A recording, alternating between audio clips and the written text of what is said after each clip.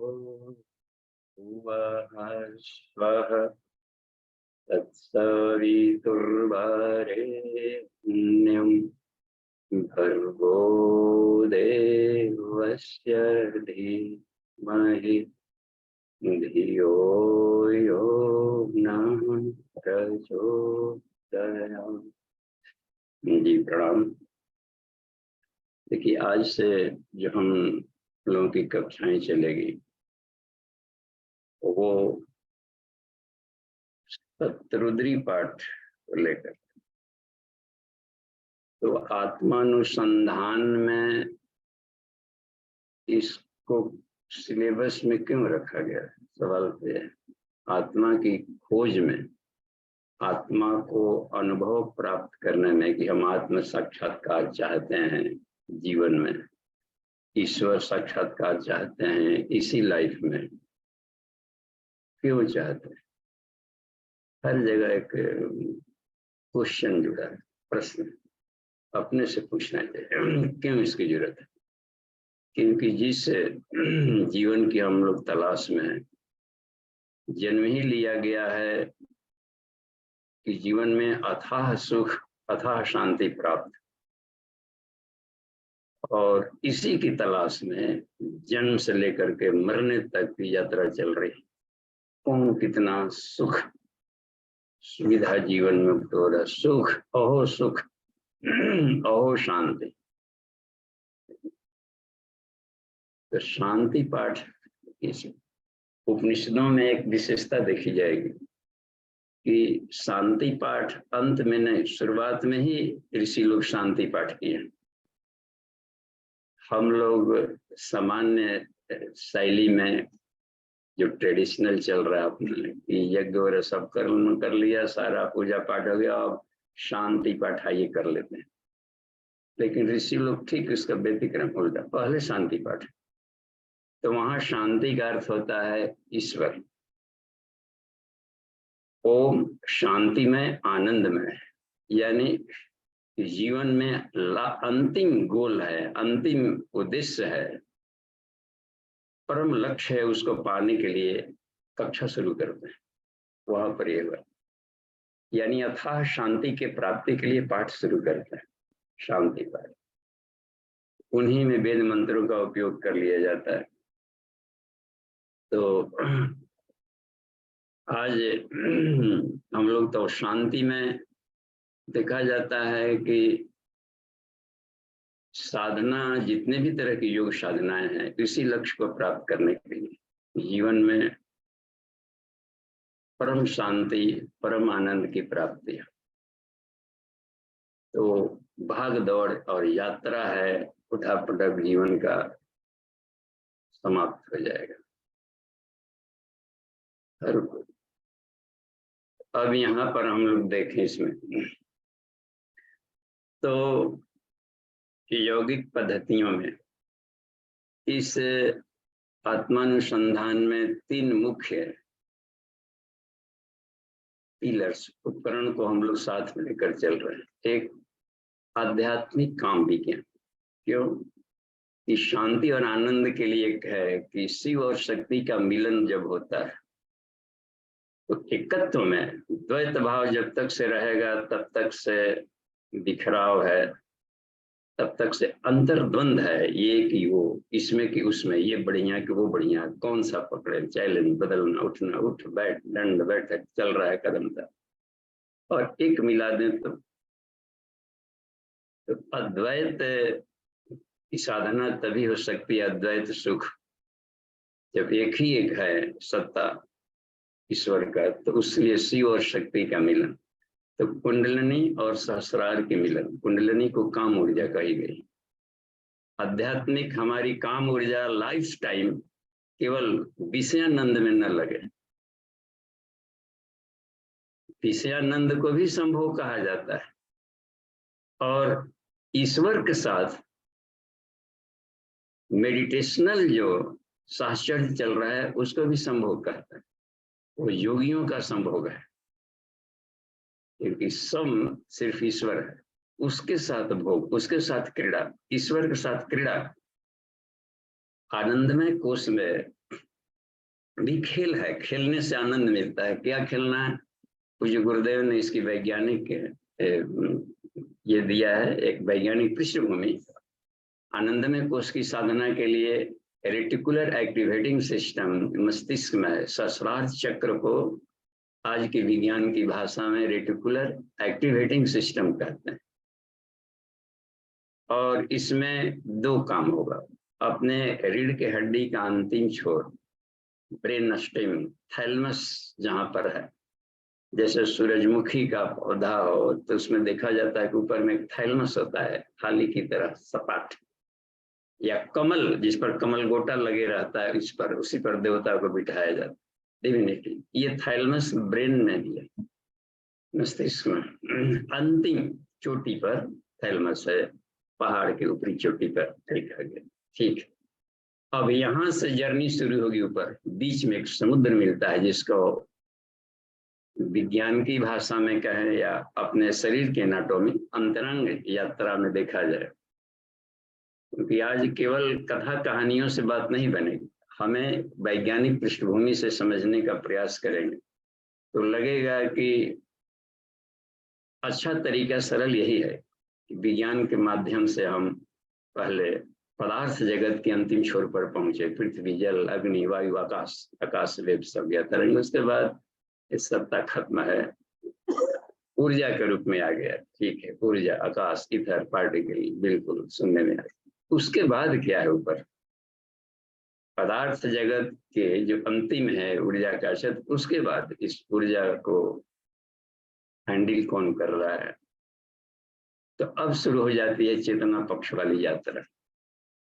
इस आकाश से भी सूक्ष्म है, मन भी आकाश है और इस आकाश में घुला हुआ है। इस आकाश को मन वाला आकाश चला रहा है। वो जब चाहता है मस्तिष्क से तरंग निकाल करके संसार के तरफ गया, या तरंग समेट करके उधर लग गया शांति की तरफ।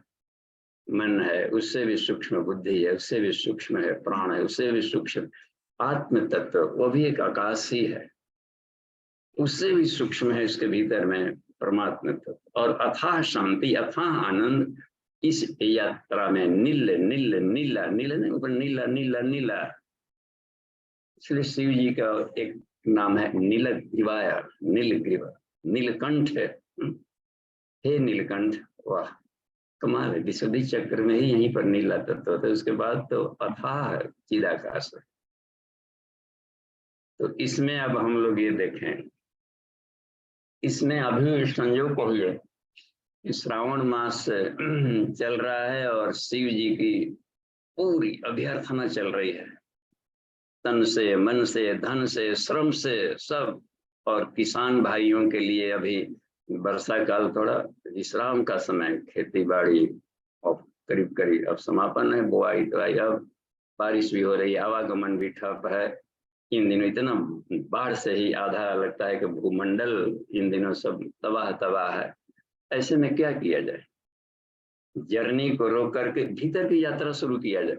अपनी जर्नी बंद मत हो, बाहर का ठीक है, बाढ़ हो गया, पानी हो गया तो क्या करें, भीतर की यात्रा शुरू है।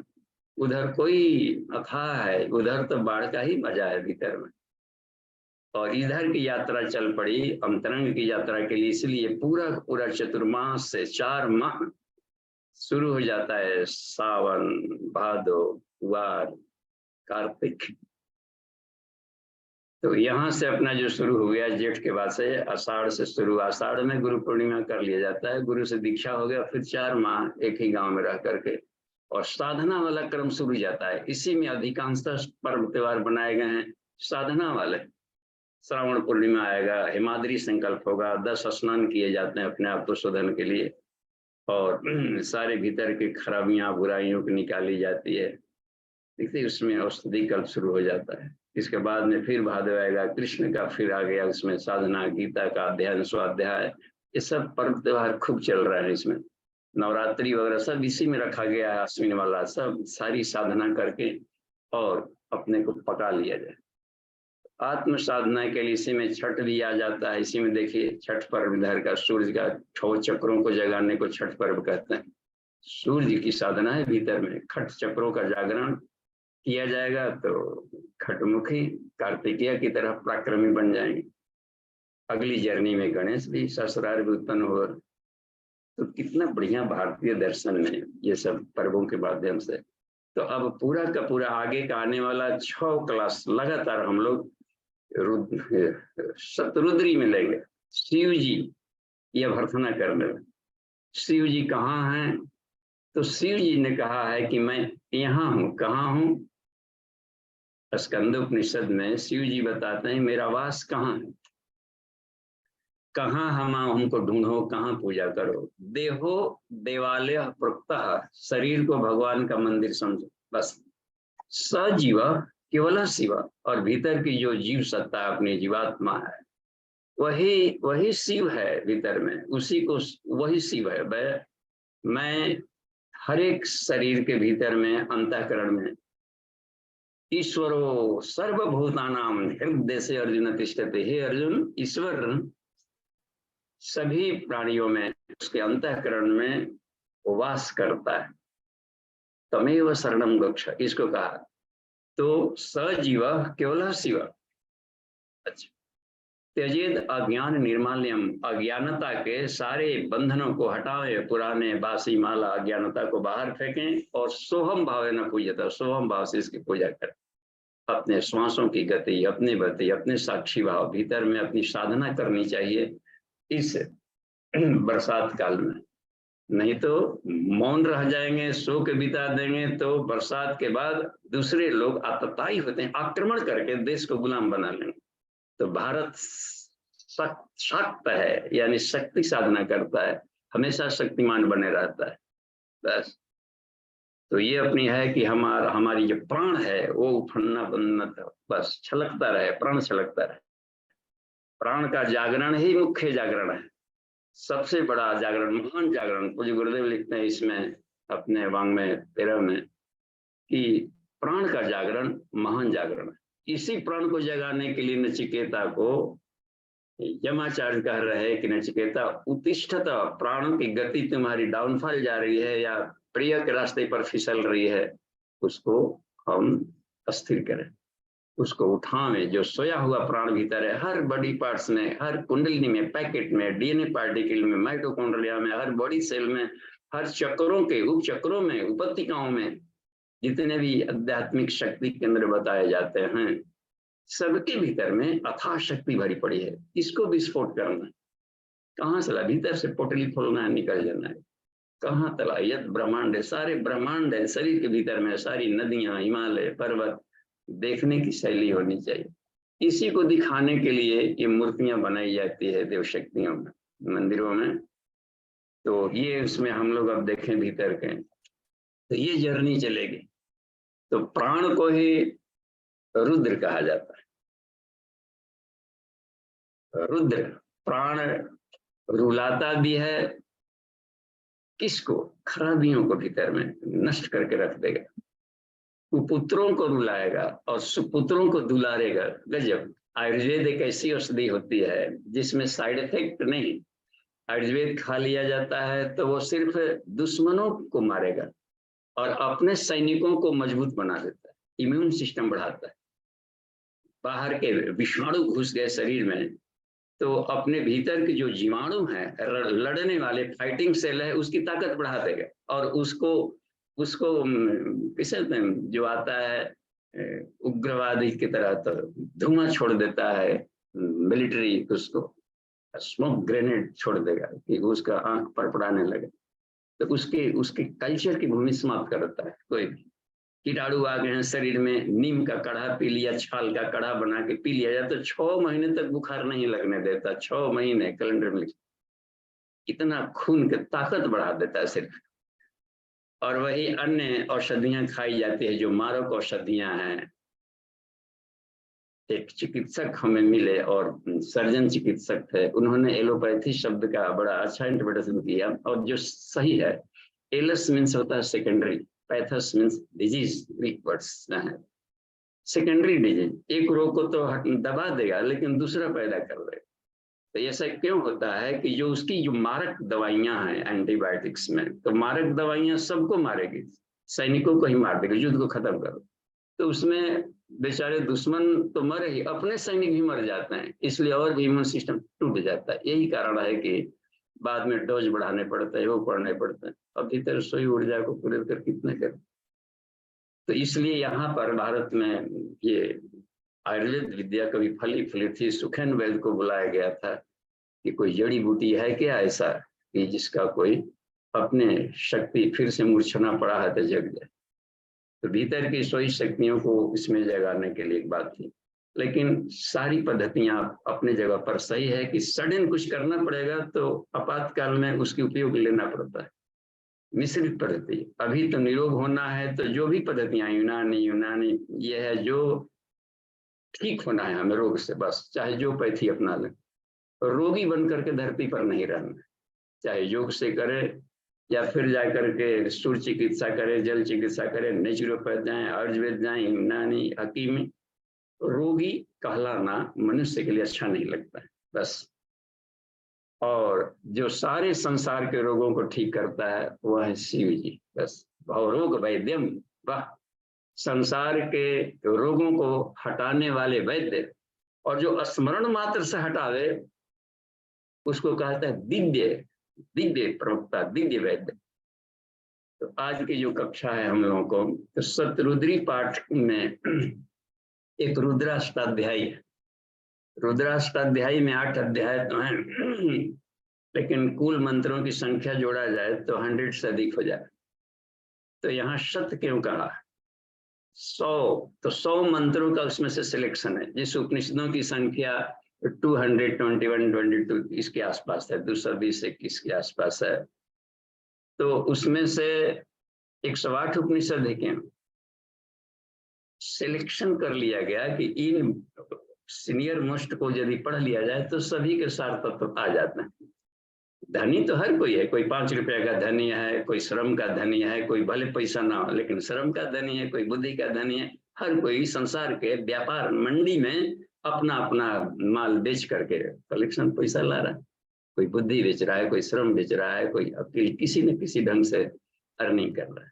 तो सब कोई धनी है। अब रह गया कि टॉप 500 धनिकों का नाम लिखे, 108 उपनिषद। तो इसी तरीके से इन मंत्रों में से 100 रुद्र के, भगवान शिव जी के कौन से मंत्र है कि पूरे प्राण को लहला करके आदमी काम कर ले, उन्हीं का कलेक्शन को कहा जाता है सत रुद्री पाठ। तो इसमें से 5वां अध्याय रीढ़ की हड्डी है बस पूरे सत रुद्री में। उसमें 66 मंत्र है। तो ये 66 मंत्र कहाँ का आ गया? तो यजुर्वेद के 16वें अध्याय के पूरे 66 मंत्र रुद्र के मंत्र हैं। तंत्राचार यानी संसार पर कमांड करनी हो तो एक ऐसा हथियार है हाथ में जिसको प्राण कहा जाता है। चिष्ठा सा सबसे ताकतवर कोई हथियार है साधक के पास तो है प्राण। बस प्राण को ही प्रज्ञा कहते हैं। प्राण ही विभिन्न रूपों में परिवर्तित होकर के पृथ्वी, जल, अग्नि, वायु, आकाश 24 वैरायटी का अपने भीतर से उत्पाद बाई प्रोडक्ट निकाल दिया प्राण से। ईश्वर को जब सृष्टि बनानी पड़ी तो सबसे पहला अपने भीतर से जो तत्व निकाला उसको प्राण कहते हैं। सब प्राणम असृजत। सूर्य की क्यों पूजा करें? क्योंकि सूर्य, वेद का कहना है कि सूर्य उगा, तो क्यों पूजें? इसलिए होगा कि हमारे लिए प्राण का फवारा लेकर के आते हैं। प्राण प्रजानाम उदयति, इस सूर्य, यह सूर्य प्राणों का फवारा लेकर के छोड़ते हैं, सारे प्राणियों को प्राण की वर्षा करते हैं। इसलिए गौ भी कह दिया गया है सूर्य को, हे प्राण की वर्षा करने वाले, हे गोलक। तो ये उसमें तो प्राण की वर्षा, प्राण की उत्पत्ति कहाँ हुई? तो आत्मन ऐसा प्राण हो जाते हैं। सब प्राणम असृजत। ईश्वर ने सबसे पहले प्राण, एक डिवाइन लाइट पैदा किया। डिवाइन लाइट पैदा किया, प्रकाश। आज का विज्ञान भी कहता है कि अंतिम ऊर्जा का क्या सूत्र है? लाइट है। बस प्रकाश से ही सारी सृष्टि बनी है। एटम को पटक दे, फोड़ दे, ब्लास्ट करेंगे तो लाइट निकलेगा। और लाइट इतना ताकतवर है, बिजली कड़का तड़का लाइट निकलता है इसमें से। जहां लाइट है वहां अंधेरा नहीं। प्रकाश ही एक ऐसी एनर्जी है जिससे विभिन्न रूपों में बदल करके इसे सब हुआ। वही शांत अवस्था में भी है तो कूल है, काइनेटिक हो गया तो गर्म हो गया। दोनों गुण है सूर्य में, शांत वाला भी और उष्ण वाला भी। शांत वाला फिल्टर करके चंद्रमा लेकर के धरती पर देता है कि देखिए सब गर्मी गर्मी उसमें नहीं है, शांत है, क्योंकि उसमें भी आत्मा है और आत्मा शांत है हर जगह। इसी शरीर में हलचल भी चल रहा है, फेफड़े धौंकनी चला रहे हैं, हार्ट बीट कर रहा है, खून दौड़ रहा है, ब्रेन के भीतर में न्यूरॉन्स हैं 10 अरब, लगातार बिजली इधर से उधर मैसेज भेज रहे हैं, सब अफरा तफरी मचा हुआ है। पेट में पाचन प्रणाली गुज सब जगह हो रहा है शरीर में, घमा चौकड़ी बनी है। इसको बोलते हैं काइनेटिक, गतिशील। जहां दौड़ है, घर्षण है, तहां गर्मी होगी। और वही को शांत कर ले, वही आग लपटे निकल रही थी, कूल अथाह शांति है, और दोनों एक ही शरीर में रह रहा है। वाह! तो जो गतिशील है, भस्मांतरम शरीरम, अंत में थक जाता है और श्मशान घाट पर राम नाम सत्य है, वहां पर विसर्जन। भस्मांतरम शरीरम, और अमृतम जो भीतर में है, अथ एदम अमृतम, वो अमृत तत्व है, वो बचा रह जाता है, वो चल पड़ा अगली जर्नी के लिए, दूसरा लबादा लपेट करके काम करेगा अपने मन लायक अगली जर्नी के लिए। कितना शानदार है! तो हमें इन्हीं उपकरणों से हमें पहुंचनी है प्रशमन की विधि से, कहाँ? आत्मानुसंधान। तो आत्मानुसंधान में प्राण की ही साधना मुख्य मिलेगी, प्राण।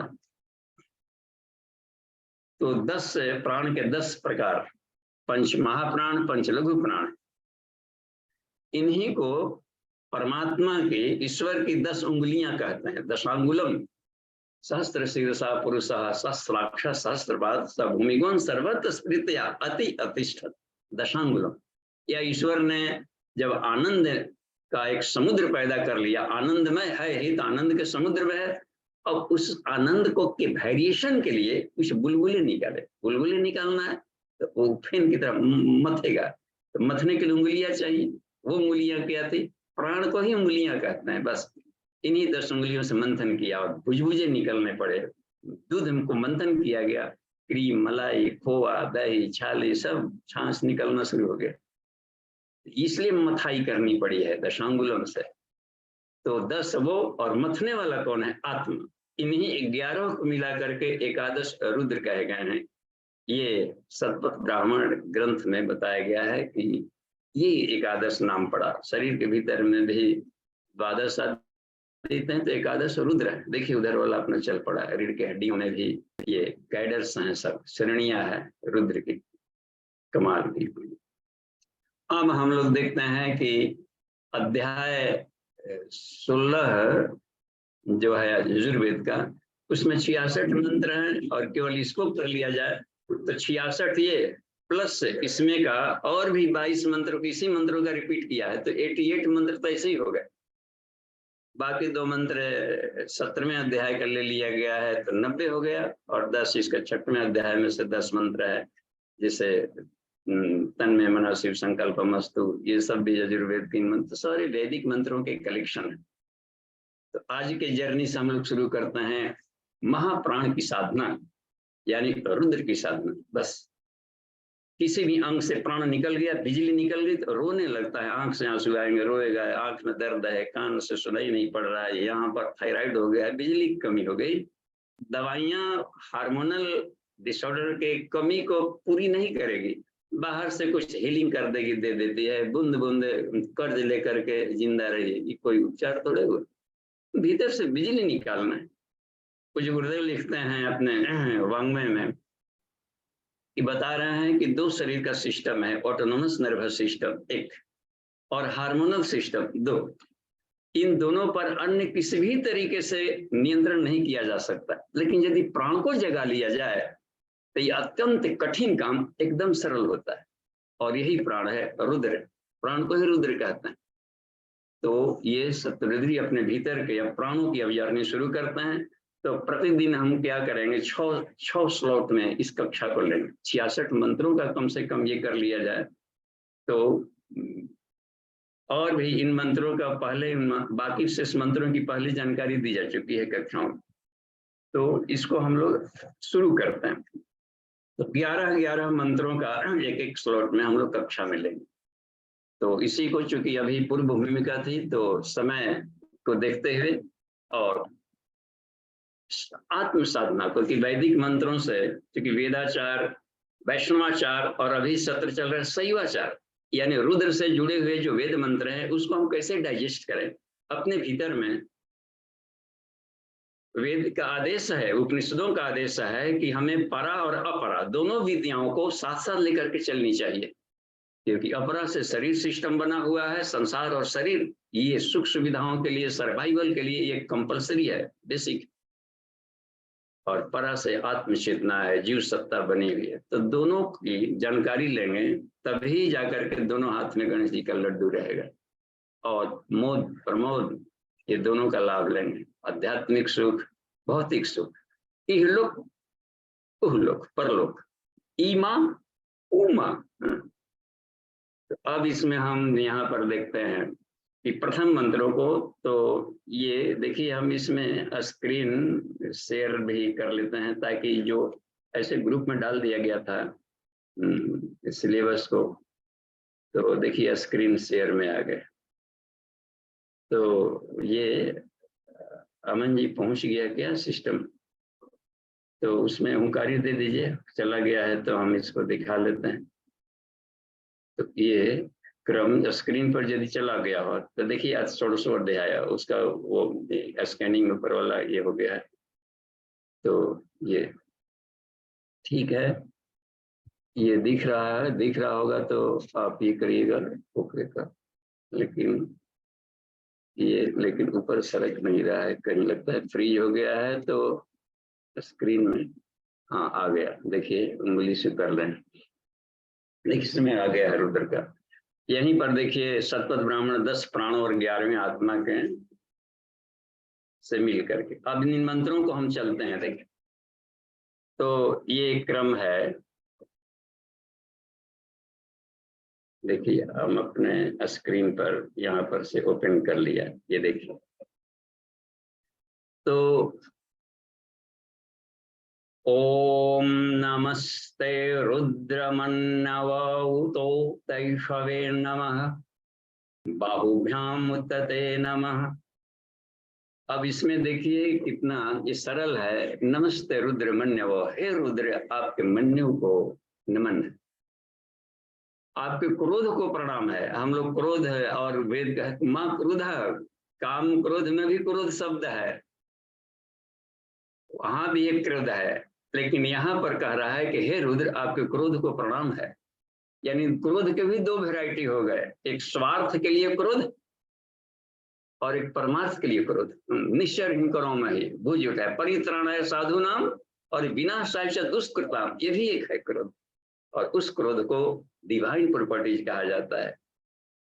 वो उसका नाम बदल दिया जाता है, उसका नाम फिर मन्यु कहलाएगा। और जिसके पास मन्यु है वो मनुष्य है। बस मनुष्य की पहचान क्या है? नर का नरस्य पराक्रमो नरस्य अस्ति महत्व महितो गुण। पराक्रम मनुष्य का महत्वपूर्ण गुण है। जो आदमी पराक्रमी नहीं है, बहादुर नहीं है, प्राणवान नहीं है, वो मनुष्य की श्रेणी में नहीं है। बस ऐसा उपनिषद कहना है। प्राणवान नायम आत्मा बलहीन न लभ्यो, बलहीनों को आत्मा नहीं मिलता है सीधे। तकदीर मदद तो करेगी लेकिन सिर्फ बहादुरों को मदद करती है। वीर भोग्या वसुंधरा, मृत्यु मोक्ष का दरवाजा है। मिलिट्रियों के सैनिकों को लिखा जाता है रुद्र पराक्रम, सोया है, आलस पड़ा है, हाथ पांव रहते, भीख मांग रहा है, दांत नहीं पड़ रहा है, ये करना कितना ये घिनौना लगता है। अब प्राण है, प्राण की ऊर्जा से अपने आप को लबालब भरे। आत्म साधना ऐसी हो जो चटका दे चट्टान को। जब चट्टान नहीं चटका, पड़े रह गए भीतर में ही रोग को ढोते हुए, तो क्या साधना। तो ये है प्रचंड है। इसलिए शिव जी महादेव बन गए प्राण को जगा कर। सिर्फ पूछा था पार्वती ने आप किसकी साधना करते हैं? हम लोग प्राण की साधना करते हैं। प्राण की साधना को ही गायत्री साधना कहा जाता है। गया मीन्स प्राण, गयान त्रायते इति गायत्री, यानी प्राणान त्रायते इति गायत्री का। तो प्राण का कंजर्वेशन, उपार्जन, कंजर्वेशन, कंट्रोल और एप्लीकेशन, बस तो आज इसमें देखते हैं, हे नमस्ते रुद्र मन्यु, तो आपके पराक्रम को प्रणाम है। तैखवे नमः, आपके बाणों को, यानी प्रोजेक्शन की जो शैली है, प्राणों को कहाँ एप्लीकेशन किया जाए, इसको नमन है। बाहुभ्याम उतते नमः, और आपके दोनों भुजाओं को प्रणाम। वाह, शिव जी की दोनों भुजाएं क्या कहलाएगी यहाँ पर? यही भुजाएं अश्विनी कुमार कहलाती हैं। दोनों भुजाएं, इलेक्ट्रोमैग्नेटिक रेडिएशन कहें तो, या फिर पराक्रम की परिभाषा देता है, प्रज्ञोपनिषद में आई है कि पराक्रम क्या है। ठीक है, पराक्रमी बने, तो बलवान, केवल कहा कि बलवान बनने को केवल पराक्रम नहीं कहते हैं कि बलवान है। बलवान आदमी दुष्ट भी हो सकता है, आतंकवादी भी हो सकता है, उग्रवादी भी हो सकता है, तो उसको नमन नहीं। बलवान तो बनो पर उदंड नहीं। ये देखिए, शिव जी प्राणों का मिसयूज कभी नहीं करते, तो पूजाते हैं वो। तभी करेंगे अस्त्र, तभी उठाएंगे शिव जी, ये अस्त्रों की पूजा की जाती है। पूजा माने पूजनीय प्रयोग सिर्फ करेंगे, स्वार्थ में उसका नहीं। अपना उद्देश्य पूरा नहीं हुआ तो दबोच दिया, अपने जस प्रतिष्ठा नहीं मिली तो दूसरे का गर्दन पकड़ के नीचे खींच ले। ये शैली नहीं है, ये वेद इसको गर्हित कहता है। रगड़ देगा महाकाल इसमें आकर के। अपना शरीर मान करके इसको गंजा तंबाकू नशा से इसको गला नहीं सकते, वो किसी और बॉडी है। जहां करेंगे तो खुशी के बाह करके रख दें, तो ये हुआ जाता है मिसयूज नहीं। तो बाहुभ्याम उत, दो भुजाएं क्या है? सौजन्य और पराक्रम, कर्मठता। एका सजनता प्रप्या तथा कर्मठता परा। एक है सजनता, दूसरी है कर्मठता। उभयोरपि संबद्ध, दोनों को जोड़ देंगे, कथ्यते तु पराक्रम, तो पराक्रम कहलाता है। तो बहादुर आदमी कौन है? जो सज्जन है, बस। बहादुरी का है सजनता की रक्षा के लिए। और उस सजनता को क्या करें? जो बहादुर नहीं है तो कायर बन करके रोते चले गए। केवल सजनता रही तो कायर बनेंगे, केवल बहादुर बने रहेंगे तो उग्रवादी बन जाएंगे। दोनों को जोड़ देंगे तो शिव जी बन जाएंगे। देखिए, ये है कमाल का। रक्षा सूत्र बांधते हैं ना इसमें, ये रक्षाबंधन आ रहा है, इसीलिए सब आ रहे हैं सब पर्व। इसमें लाल भी है और पीला भी है, दो कलर में रखते हैं। ईस्टमैन कलर उसको और नहीं सप्तरंगी बनाते। पीला माने सज्जन, इंटेलेक्ट, भोलापन, विनयशीलता एक है। और लाल मतलब होता है रुद्र, पराक्रम, बहादुर बने, सज्जन बने, बहादुर बने, ये होता है। सारे देवता आर्म्स भी रखे हैं और सज्जन भी है, धनुष भी है। और देखिए वहां पर और हितोपदेश भी चल रहा है, गीता भी चल रहा है, मुरली बांसुरी भी, स्वर संग भी चल रहा है, यात्रा। और उधर से दर्शन चक्र भी लिए हुए हैं, त्रिशूल भी है हाथ में। तो उधर देखिए आत्म साधना भी चल रही है। भोलापन, आपकी दोनों भुजाओं को सजनता और बहादुरी को नमन है। ये कितने को याते रुद्र शिवा तनु, देखिए याते रुद्र शिवा तनु अघोरा अपाप काशिनी, जिसमें तनु रघोरा है तो तनु विसर्ग है, वैरव में बदल गया यहाँ पर। याते रुद्र शिवा तनु, उसको हम लोग प्रज्ञाटन करके पढ़ रहे हूँ।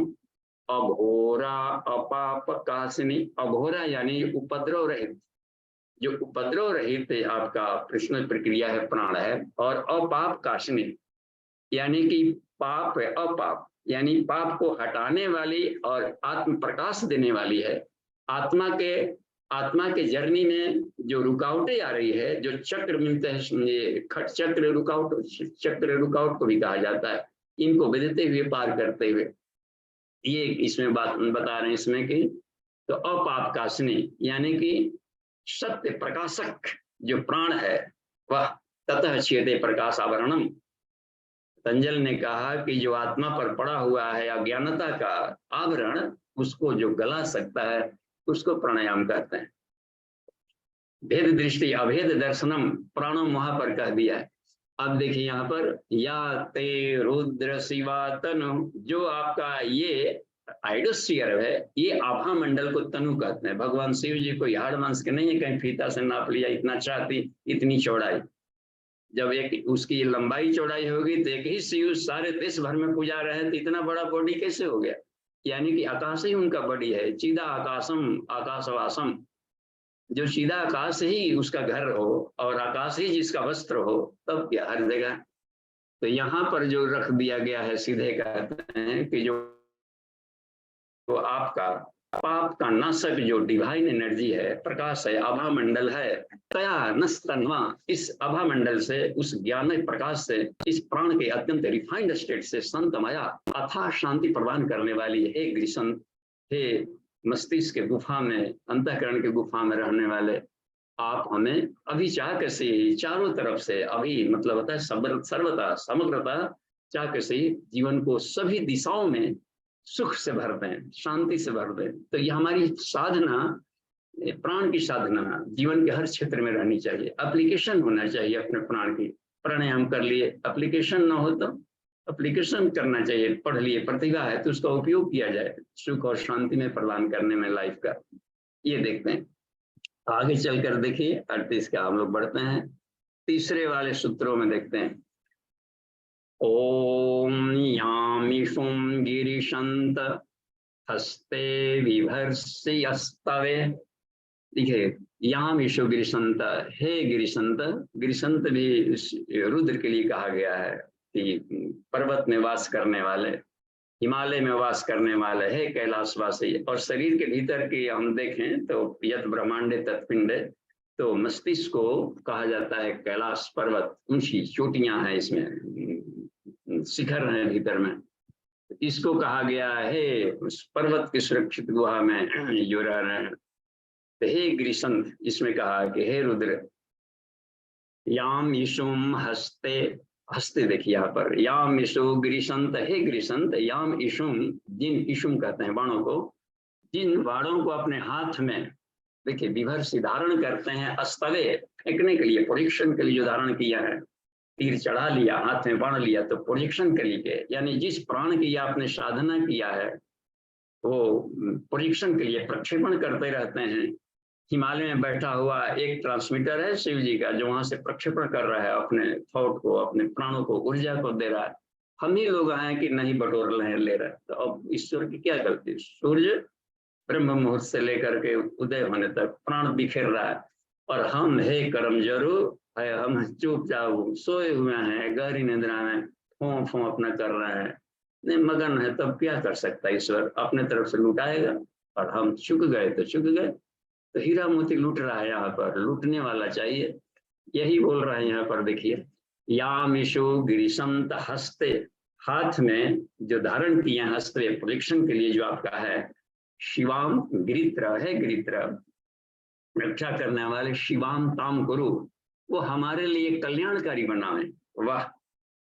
तो मेडिटेशनल प्रक्रिया से हमें सूर्य, रुद्र व सूर्य, सूर्य को ही रुद्र कहा जाता है, और ब्रह्म सूर्य समम ज्योति, पर ब्रह्म सूर्य के समान एक प्रकाश है, हे दिव्य प्रकाश। तो उसको हम मेडिटेशन जब करते हो, आत्मा का जो मुख्य अस्त्र है प्राण, तो उसको हम अपने भीतर में धारण करें, काहे के लिए? कल्याण के लिए बस धारण करें। जो भी शक्ति हम बढ़ावें तो उद्देश्य पूरा होना चाहिए, कल्याण के लिए। माम हिंसी पुरुषम, उसको हम हिंसा में न लगावें। किनके? खास करके जो पुरुषार्थी लोग हैं, इनकी तो रक्षा करें, उनकी हत्या ना हो। जो आगे बढ़ रहे हैं, जो संत है, जो साधक हैं, जो बहादुर हैं, मिलिट्री मैन हैं, और इनकी रक्षा होनी। जो वैज्ञानिक है, सारे सूर्य कहलाते हैं। वैज्ञानिक हो, आध्यात्मिक हो, किसान हो, जो रात दिन राष्ट्र को समृद्ध बनाने में, देश की रक्षा करने में, खोज करने में, जीवन के करियर बनाने में जो स्टूडेंट्स लगे हुए हैं, सब सूर्य हैं, छोटे सूर्य। इनका ये माँ हिंसी, इनकी संरक्षण होनी चाहिए। तो ये हुआ है डिफेंस का। गायत्री मंत्र में होता है ना, तत् स स स, यानी क्षत्रियत्व।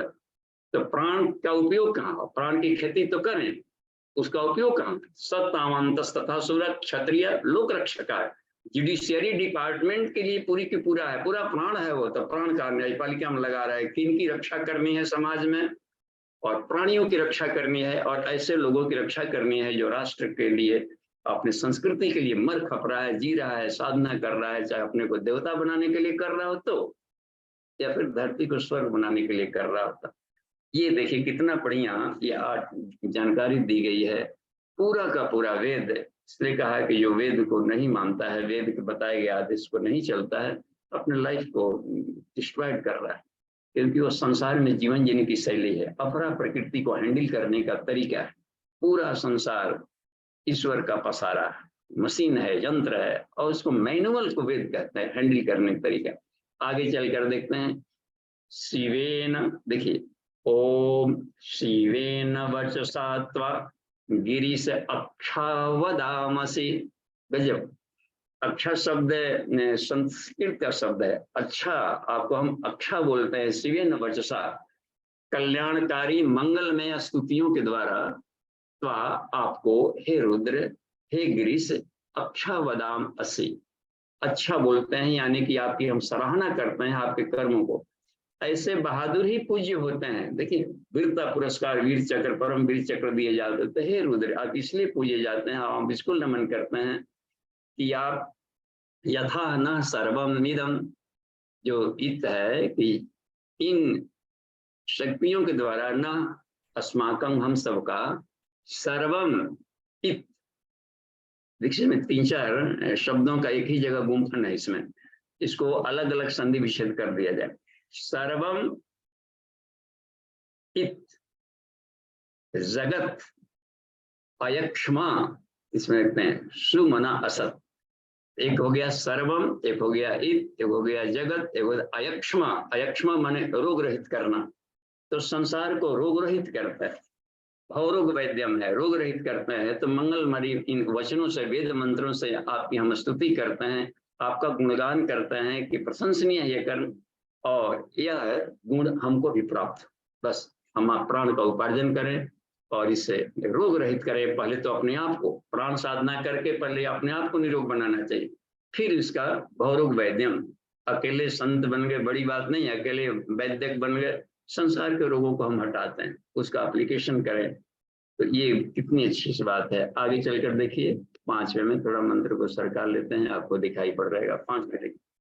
ओम अध्यवोचत अधिवक्ता प्रथमो दैव्यो भीषः। अब इसमें रहा अध्यवोचत, इसका मतलब है कि आप आध्यात्मिक उपदेशक, इसका मतलब होता है आत्मिकी के प्रकाशक हैं। अधिवक्ता, और एक अच्छे ज्ञान के वक्ता, शिव ज्ञान को भी कहा जाता है। हे महाज्ञानी, हे योगेश, हे ज्ञानियों श्रेष्ठ, उसमें है जज है ना, पूरे विश्व के न्यायपालिका है। तो बहुत बड़े ज्ञानी होते हैं और बहुत बड़े ये होते हैं, उन्हीं को मुखिया, पंच। शिव जी माने घर के गार्जियन, शिव जी माने घर की मालकिनी, शिव जी माने स्कूल का हेडमास्टर, शिव जी माने कोर्ट के मुख्य जज। ये शिव जो हेड को, नियंत्रण को, या किसी संस्था के कंट्रोलर, व्यवस्थापक, ये सब शिव कहलाते हैं। तो आप अध्यवोचक हैं और अधिवक्ता है। और कैसे अधिवक्ता? दैव्यो भिषक, दिव्य स्मरण मात्र से रोग को दूर करने वाला। अहिष्य सर्वन, सर्वान, देखिए अहिष्य माने, अहि कहते हैं सांपों को, सर्पों को। अहिष्य सर्वान जम्भयन सर्वांश यातु धान्युष धरांशी परासुवा। अहिंस सर्वान जम्भ्यान सर्वांश यातु धान्यो धरांशी परासुवा। अब इसका प्रोग्याडन हम लोग ऐसे देखें। सर्पवत मैंने कुछ ऐसे रोग होते हैं जिसको कि डेडली कहा जाता है कि बचना मुश्किल, जैसे कैंसर वगैरह के रोग होते हैं। उस सांप भी डसता है तो लगता है कि अब सांप काट दिया, मर गए। ये सर्पवत होता है। कुछ ऐसे डिजीज जिसको डेडली डिजीज कहा जाता है कि वो शायद ही मुश्किल से बचे, उनको भी सर्वान जम्यस्त, विभिन्न औषधियों तरीकों से आप मृत्यु को, मृत्यु में नारकीय जीवन में पड़े हुओं को आप निकाल लेते हैं। तो हमें भी इन जड़ी बूटियों, औषधियों की जानकारियां जो दी गई है अथर्ववेद में, उन पर अध्ययन करना चाहिए, ढूंढना चाहिए। उसमें एक जगह मिला कि जो जिस व्यक्ति को गूगल की गंध है, पसंद है, उसको राज्यक्षमा जैसे थाइसिस, फेफड़े में टीबी वगैरह हो गया, वो सारी बीमारियां भी नहीं होती। कभी हो गया हो तो हवन सामग्री में डाल दिया गया, तो वायुभूत हो गया। वहां पर बैठ करके आधा घंटा कम से कम प्राणाकर्षण प्राणायाम किया जाए तो सारे डेडली डिजीज के परमाणु मर जाता है, सीधे सूक्ष्म हाथी हो जाता है। बस और 1 सेंटीमीटर का करोड़ों हिस्से में इतना सूक्ष्म होकर उसके पेट में जाकर फाड़ डालेगा, हटा देगा। तो ये एक तरीका होता है। तो ये कहा कि जो डेडली डिजीज हैं और भी डिप्रेशन जैसे आ गया, तो अच्छा हट्ठा कट्ठा आदमी भी डिप्रेशन में चला गया तो उसका ताकत टूट जाता है, अब लगता है कि हम कहीं काम के नहीं, और हाईली डिप्रेशन में चला गया तो सुसाइड भी कर लेगा। तो इस तरीके से चाहे मेंटली हो या फिजिकली बॉडी हो या कानून किसी भी शरीरों में यदि सर्वोत खतरनाक यदि ऐसे रोग हैं, उनको विभिन्न औषधियों से, और या तो धान्य हो, कहीं कहीं धान्य शब्द का स्त्री शब्द से ले लिया है, यहाँ पर देखिए वृत्तियां शब्द लिया है, लेकिन हमने अथर्ववेद में अध्ययन किया तो पाया कि यातु धान्य एक रोग होता है। यातु धान्य एक ही शब्द है, यातु धान्य। पिशाचा है जो रक्त को चूसता हो, यातु धान्य जो भोजन से पानी के माध्यम से जो रोग चला गया, जैसे एमेबिक डायरी डिसेंट्री या कोलरा वगैरह सब ऐसे भी आ जाते हैं। तो ये सब यातु धान्य एक ही शब्द है, इसमें आ गया। तो यातु धान्य जैसे कीटाणुओं को, विषाणुओं को आप दूर करें, ये तो हमें ये अच्छा लगा अथर्ववेद का सूक्त में के अनुसार कि यहाँ पर कि इन यातु धान्य को, और एक होता है जैसे कि पिशाच रक्त कुछ से क्रव्यात शब्द भी आया है राक्षसों के रूप में। क्रव्यात माने ऐसे विषाणु, ऐसे रोग के कीटाणु, बैक्टीरिया, वायरस जैसे, जो कि शरीर में यदि घुस गए तो मांस को खाना शुरू कर देंगे। जैसे मलेरिया वगैरह होने लगे, लिवर सेल्स को ही खाना शुरू कर दिया, कुछ ऐसे ब्रेन में न्यूरॉन्स को ही तबाह करना शुरू कर दिया, कहीं गया मांस को ही खाना शुरू कर देते हैं, लगता है कि आदमी सूखने लगा, मांस इसका गल रहा है, तो उसको क्रव्यात कह दिया जाता है। रक्षा इसलिए कह दिया कि इन सारे राक्षसों को, कि इनसे आदमी को अपनी रक्षा करनी चाहिए, इन जीवाणुओं, विषाणुओं। और इसी तरीके से समाज के रूप में भी हम लें इन घातक इस तरह के लोगों के लिए जो कि हत्या तक कर डालते हैं अपराध, इनसे अपने आप को, इनको रक्षा करें इन प्राणों से। तो प्राणों के द्वारा इन वृत्तियों को रक्षा की जाती है, पराशुभ माने दूर बनाना। आगे देखिए, असौ यस ताम्रो अरुण उत बभ्रु सुमंगलः ये च एनग्वं रुद्र अभितो दिक्षु श्रितः सहस्रो एव एषाम वैषाम हेडईमहे। तो अब इसका देखिए, इसको थोड़ा सा हम लोग थोड़ा सा कूदें इस मंत्र में। असौ यस ताम्रो अरुणस्त बभ्रु सुमंगला, ये तीनों स्टेज कहा गया है। सुबह में उगते हुए सूर्य, दोपहर का सूर्य और समापन के सूर्य। तो त्रिकाल संध्याएं जैसे की जाती है गायत्री का, तीनों तरह के सूर्य का। तो इन सूर्यों को ये कहा गया है कि ये सभी कल्याणकारी और प्रकाशक हैं, सुमंगल है। इन तीनों का अपनी उपयोगिता है। शुरू में प्राण की चंचलता रहती है प्राइमरी स्टेज में जाकर के, तो उसमें अपने आप ऊर्जा, बल, विद्या, संस्कारों को बढ़ाने में काम आती है। अरुणस्ते जवान हो गया और तेज हो गया, तेजस्वी जब बन गया है तो समाज में कंस्ट्रक्शन, गृहस्थ जीवन में वो सारी काम आता है, हमें आकर के गारहपत्य अग्नि के रूप में काम आता है। और बभ्रु समापन वाली स्थिति कहते हैं, आपका रिटायरमेंट के बाद में जो हमारी प्राणिक एनर्जी है वो आत्म साधना में लगे और प्रशिक्षण में लग जाए इधर का करने का, सभी सुमंगल है। ये प्राण की अवस्थाएं बताई गई है तीनों का, गायत्री, सावित्री, सरस्वती या कुंडलिनी, ऐसे इसको समझा जा सकता है। ये चैनम रुद्रा अभितो दिक्षु, अभितो मित होता है सर्वतः, सभी दिशाओं में आपके रुद्र और भी प्राण के घटक हैं। सहस्त्रों, जिससे कि सूर्य की जो किरणें हैं तो उनको ओम सहस्त्र किरणाएं विद में है, अनंत किरणें सूर्य की निकल रही है प्रकाश की। केवल 7 ही रंग का प्रकाश नहीं है। ये सावित्री, कुंडलिनी और तंत्र में पूज्य गुरुदेव इसका वैज्ञानिक भाष्य कर रहे हैं, वो अध्यात्म के वैज्ञानिक प्रतिपादन बता रहे हैं। इस सविता के रथ में जो 7 घोड़े जुते हुए हैं, जिसे ये है 7 घोड़ा, बैगनी, नीला, आसमानी, हरा, पीला, नारंगी, लाल, इनके मिश्रण से भी जाकर के ढेर सारे कलर्स बन जाते हैं। 7 ही रंग नहीं है, हजारों कलर तितलियां देख लेती है। बाजार में ही जाया जाए तो 7 ही रंग का साड़ी थोड़े मिलता है, 50 आपस में मिश्रण बना दिया, एक चॉकलेटी हो गया, सुगा पंछी हो गया, ये सब कहाँ से आ गए सब, तो मिश्रण करके सहस्त्र बन जाते हैं, वेरिएशन आ जाता है। बस यही 5 तत्वों से अरबों वैरायटी के आदमी के चेहरे तो बड़े सब बनकर तैयार हो गए, उंगलियां, डिजाइनिंग सब। तो इनके सम्मिश्रण से अनेकों अनंत इनफाइनाइट जो आपके प्राणों के एप्लीकेशंस चल रहे हैं, इसमें का सहस्र शब्द इसमें आ गया। तो जो रुद्र है, तो सविता के रथ में जो 7 घोड़े बताए गए हैं, कॉस्मिक रेडिएशन, ये विश्व देवा प्रथम वेद में आता है, वेद में विश्व देवा देवता, तो विश्व देवा कॉस्मिक रेडिएशन से संसार को काम में लेने वाली चेतना की वाहन है ये सब किरणें। विश्व देवा द्वितीय कहा जाता है, इलेक्ट्रो इनका कहा जाता है, क्या बोलते हैं, अल्ट्रा वायलेट किरणों को, इसको माध्यम बना करके रुद्र अपना काम ले रहा है। ये इनके नंदीगण सब हैं। और भी देखिए विजिबल लाइट फिर आता है, ये सूरज में बैगनी, नीला, आसमानी, हरा, पीला, नारंगी, लाल, जो कि अपने रेटिना देखता है, इसको बोलते हैं आदित्य गण। ये भी गण है, सब आदित्य गण ये कहलाते हैं, किरण। और भी देखकर देखिए उसमें एक साइड में आता है, फिर रुद्रगण आ जाएंगे इसमें। रुद्र इंफ्रारेड किरणों को जो माध्यम बना उसको रुद्रगण कहा है। इस परिप्रेक्ष्य में वेदों को पढ़ना चाहिए, वैज्ञानिक वैदिक साइंस के रूप में। तो वही रुद्रगण क्या है, विश्व देवा क्या है, आज के डिक्शनरी में आउटडेटेड लग रहा है। लेकिन ये सब वैज्ञानिक इंटरप्रिटेशन से हम लोग पढ़ेंगे तो एक नई दुनिया में प्रवेश करने वाले हैं। आगे जिनो भविष्य का धर्म वैज्ञानिक धर्म, आने वाला धर्म है वैज्ञानिक धर्म। तो ये उसमें रह गई बात। तो ये है। आगे देखिए जो वसुगण कहता है, वसवो देवता, तो रेडियो वेव्स को वसुगण, रेडियो वेव्स को माध्यम बनाकर पूरे यूनिवर्स में जो काम ले रहा है, ऐसे वास कर रहा है।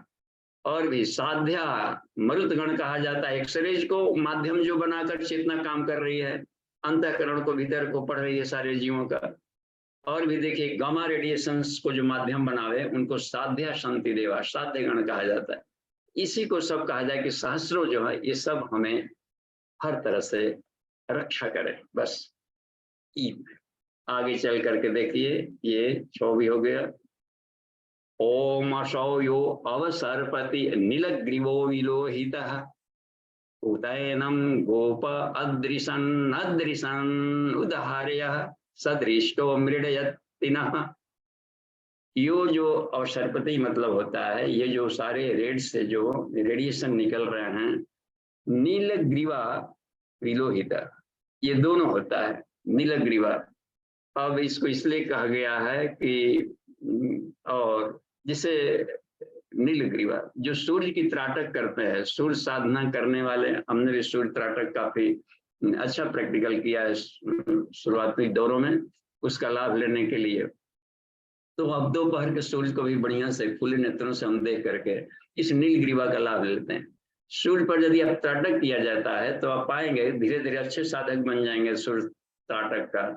तो जो उनकी जो जलन वाली जो किरणें है, इसी को कहा जाता है विलोहिता, तो वो रेडिएशन किरणें समेट लेते हैं सूर्य और नीले रंग का दिखने लगते हैं। वो बहुत प्लीजेंट कूल किरणें आने शुरू हो जाती है, उनकी आत्मा से साधक की आत्मा का संबंध बन जाता है। तो त्राटक इसलिए किया जाता है कि जो सौ आदित्य पुरुष, जो सूर्य की आत्मा है वही अपनी आत्मा है, तो दोनों की आत्मा से आदान प्रदान का क्रम चल पड़े और उसका हम लाभ लेना भीतर में शुरू कर दें। इसलिए कहा जाता है जो आपकी नीलग्रीवाया है और जो आत्मिकी की किरणें फेंक रही है यहाँ पर ज्ञानात्मक, और एक भौतिकी को हैंडल करने वाली है विरोहिता, ये जो शब्द है उत एनम गोपा अदृश्य। जो साधक होते हैं, सूर्य साधक और रुद्र साधक, वे खुले नेत्रों से देखते हैं, उनके इस प्रकाश को खुले नेत्रों से। जब ये महाभारत में जब शांति दूत बन करके श्री कृष्ण गए थे बड़ी सभा में और अपने विराट वहां दिखाया था कि दुर्योधन ने कहा कि मैं तुमको यहीं पकड़ लूंगा, बांध दूंगा, अब ये कर दूंगा। अच्छा हमको तो बांधोगे, बांधो। अपना जो दिखाया वहां पर भी अपना विराट दिखाया प्रकाश का, तो सारे की आंखें चौंधिया गई थी। और वहीं पर इस पितामह विदुर, ये लोग बिल्कुल खुले नेत्रों से देख रहे थे। इसी को गोपा कहा यहाँ पर से। देखिए ऐसे जो साधक हैं उनके लिए चौंधियाते नहीं है। उद एनम गोपा अदृशन, देखते हैं, त्राटक करते हैं। अदृशन उदाहर्य, और साथ ही में उद कहते हैं जल को। तो जल को जो व्रती लोग हैं, सूर्य अर्घदान में या सुबह में किसान भाई जल देते हैं, तो देखिए इतनी ऊंचाई से दिया जाता है कि उससे जल के भीतर से उनकी जो किरणें हैं, रिफ्रेक्शन ऑफ लाइट सूर्य से किरणों से आवे आंखों पर, और वो फिल्टर्ड होकर के आती है तो हानिकारक नहीं रहती है। इसलिए इस तरीके के साधकों के लिए यहाँ पर हमें जो लगा है कि मनन चिंतन से कि ये अर्थ अधिक भी ये बैठ रहा है साधकों के लिए, यहाँ गोप और जल भरने वाली नारियां शब्द का प्रयोग किया, कृतियां। तो जल भरने वाली नारियां शब्द इससे यह लगता है कि जो भी साधक हैं स्नान के बाद सूर्य अर्घ ध्यान करते हैं, जल का अर्पण दिया जाता है, तो वो हमें अधिक यहाँ पर ये भी चर्चा की एक अर्थ ये भी बड़ा सुंदर सा है और इन अर्थों में हमने इसका अधिक ये लाभ लिया है। तो वेद के अनंता वही वेदा, अनंत अर्थ होते हैं, वे सारे अर्थ है जो पॉजिटिव हों और साधक को ऊपर जीवन में ले जाते हैं, सत्य कहलाता है। तो हमें इन विभिन्न बिल्कुल आयाम खुला रखना चाहिए। आगे चलकर देखते हैं इसमें मीढ़ु से, अच्छा, नमोस्तु नीलग्रीवाय सहस्त्रक्षाय, अपने भक्तों पर, अनंत भक्तों पर जो आप इनको दृष्टि रखते हैं। मीढ़ु से, हे मीढ़ु से, मीढ़ु से कहा जाता है वीर्यवर्धक प्राण पर्जन्य की वर्षा करने के लिए। अथो ये अस्य सत्वनु अहम तेभ्यो वकरम नमः, और आपके जो अनन्य शक्तियां हैं, सत्य धर्म पालक शक्तियां हैं, सत्यनिष्ठ है, तो उनको हम नमस्कार करते हैं। 9, 10, 11, देखिए 2 मिनट रह गया है तो इनको हम पढ़ लेते हैं। ओम प्रमुंच धन्वनस्तम उभयोरन्योर्यम, ये दोनों छोरों पर जो प्रत्यंचा होती है ना धनुष का, इसमें कुछ रूपक अलंकार दिया, तो धनुष के दोनों छोरों पर जो आपकी प्रत्यंचा चढ़ी होती है और जो उसमें धनुष को खींच लिया है, प्रमुंच उसको प्रक्षेपित करता है। यांस्ते हस्तैषव परात भगवो अपा, उनको आप हाथ से आप उसको, प्रमुंच माने बलपूर्वक छोड़ना भी होता है, और दुश्मनों पर बलपूर्वक छोड़े और उनके जो प्रहार आते हैं उनको दूर हटा दें। और आत्मिकी के अर्थ में यदि लिया जाए, पूज्य गुरुदेव आत्मिकी पर उसका भाष्य किया है इसमें, उसमें देखिए क्या लिखते हैं कि जो सायं काल होता है संध्या काल में, तो संध्या काल में अपने जो प्रमुंचा है उनको रख दिया जाता है। 3 बार युद्ध करते थे कौरव पांडव, और संध्या काल में सारे आर्म्स को रख देते थे और आत्मज्ञान के लिए भीष्म पितामह के पास जाते थे। तो जब हम दिन भर के काम में न फंसे रहे, निशी प्रवेश गुरु ऐसो दिन सभी संध्या बंधन की नाग, संध्या बंधन करो, छोड़ो, कल काम धाम होगा। काम तो लाइफ टाइम काम है, एक ही दिन में भावावेश में ढेर करके थक के टूट जाएंगे तो ठीक नहीं है, डेली करना है। इसलिए हम थोड़ा सा बैटरी को चार्ज करने के लिए समेटें संध्या काल में।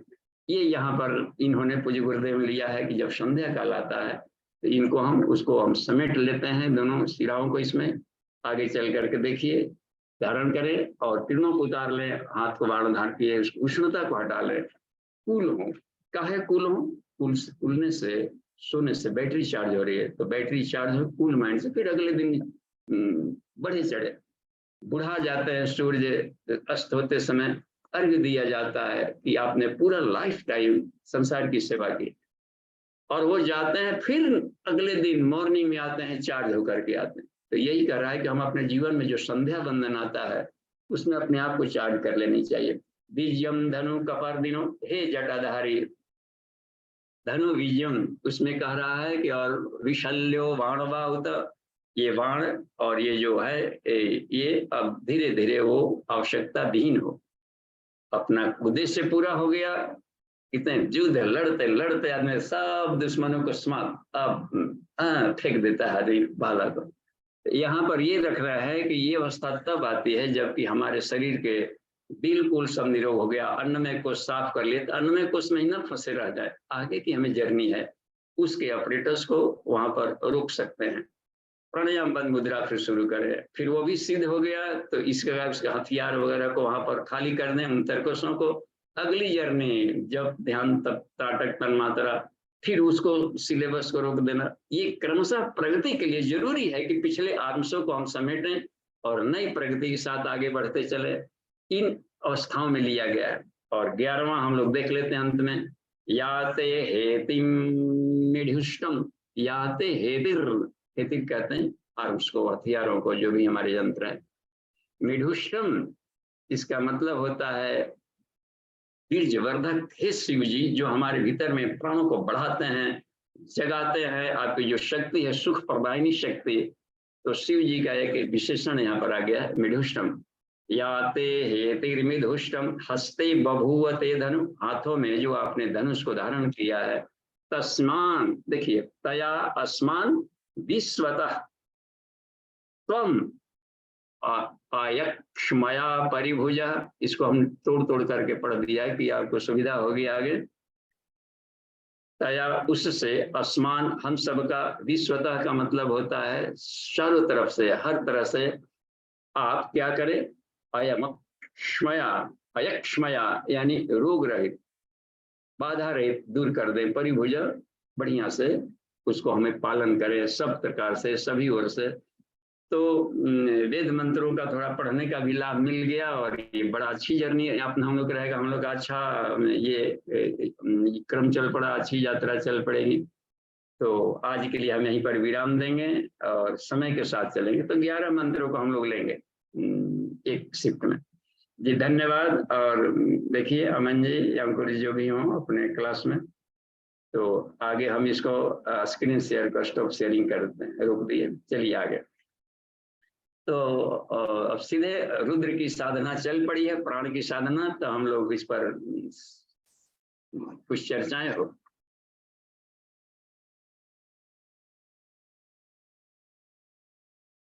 अमन जी उनको ओपन करें, देखें।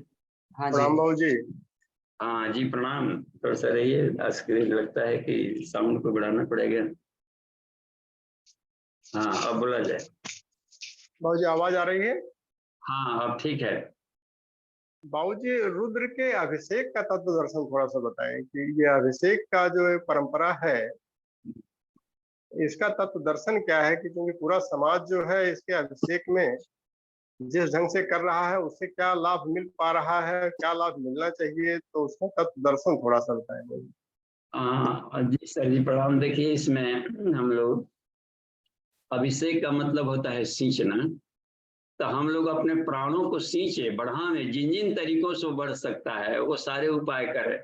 इसलिए अनेकों तरीके कभी उस पर से चढ़ाया जाता है कि शर्करा स्नानम, अमुक स्नानम, ये सिर्फ प्राणों को बढ़ाने की प्रणाली है।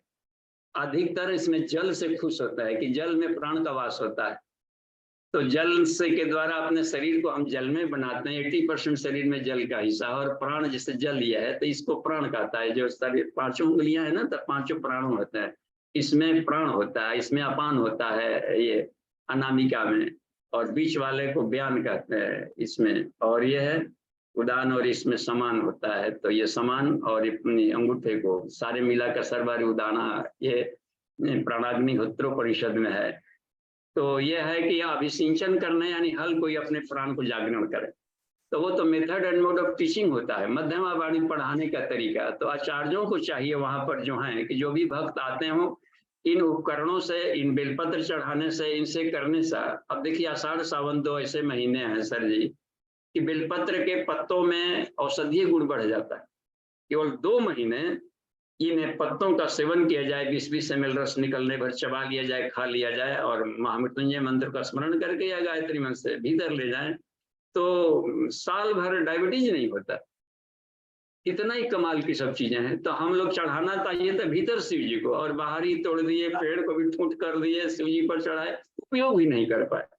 तो ये क्यों नहीं कर पाए? तो वहां के जो अपने आचार्य हैं, टीचर हैं, इनको बताई जानी थी कि एक प्रसाद है, इसको सेवन किया जाना चाहिए और इसके उपयोग के लिए होता है। सीधे बेलपत्र पर पास गए, प्रणाम किए, पत्नियां तोड़े, महामृत्युंजय मंत्र उच्चारण किया मन ही मन शिव जी को, या हे ईश्वर आपको नमन है, और पेट में डाल दिया, तो शिव जी पर चढ़ा दे। तो ये सारे कभी बनाए गए थे पूजा पाठ की पद्धतियां, लाइफ स्टाइल में एप्लीकेशन के लिए बनाए गए थे बस।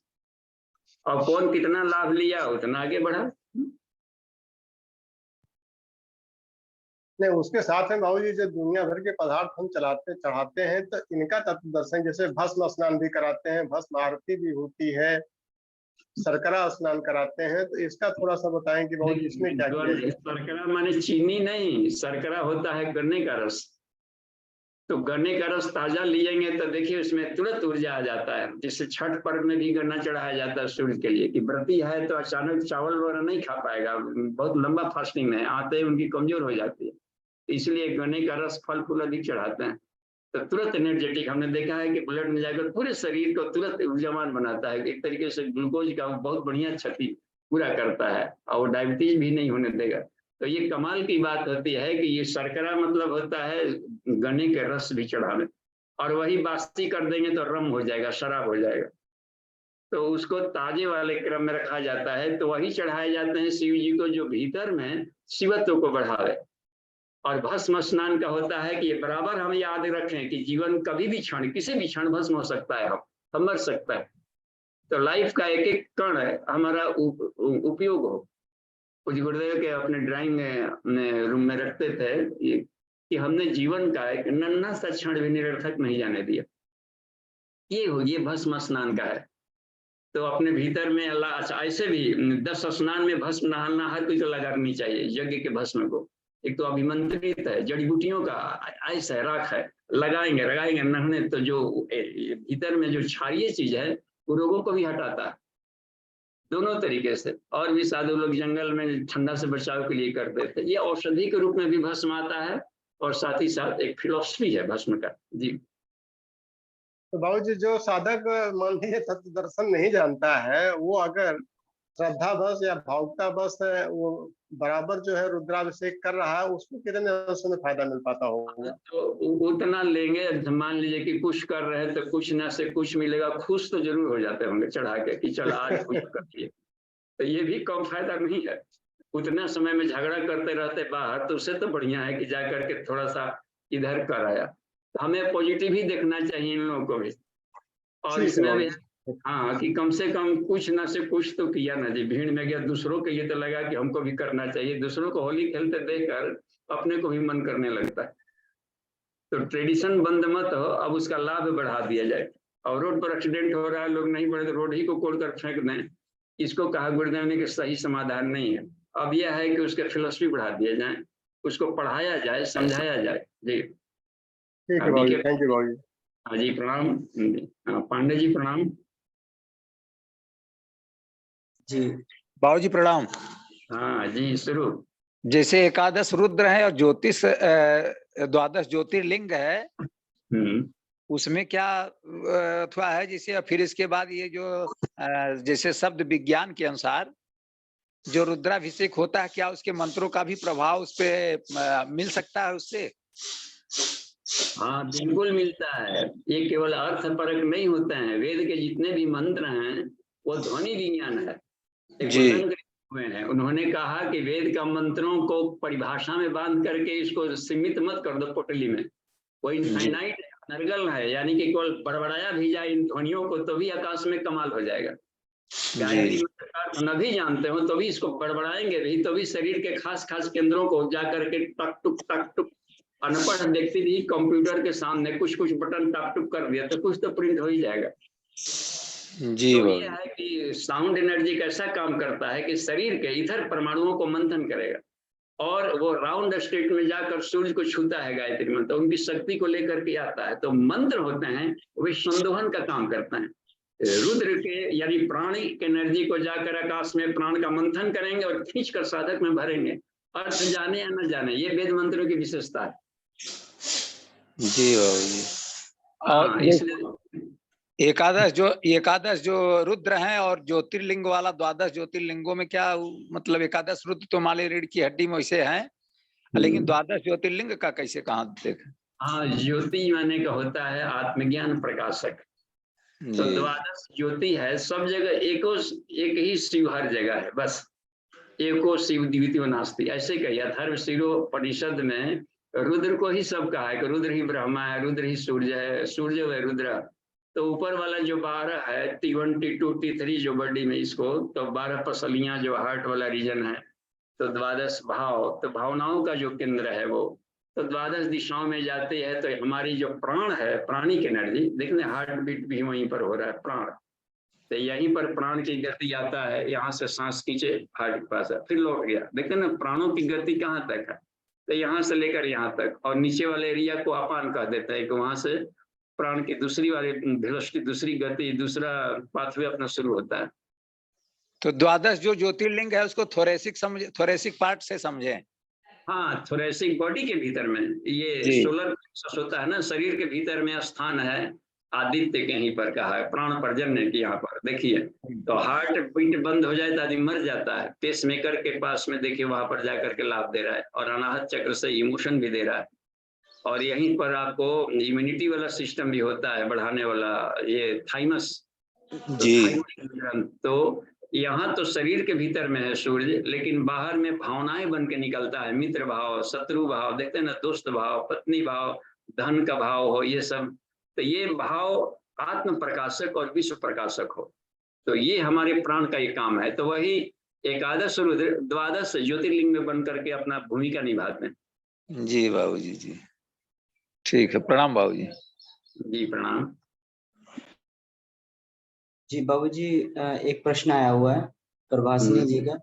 बाबूजी प्रणाम, प्राण के 24 वैरायटी क्या है?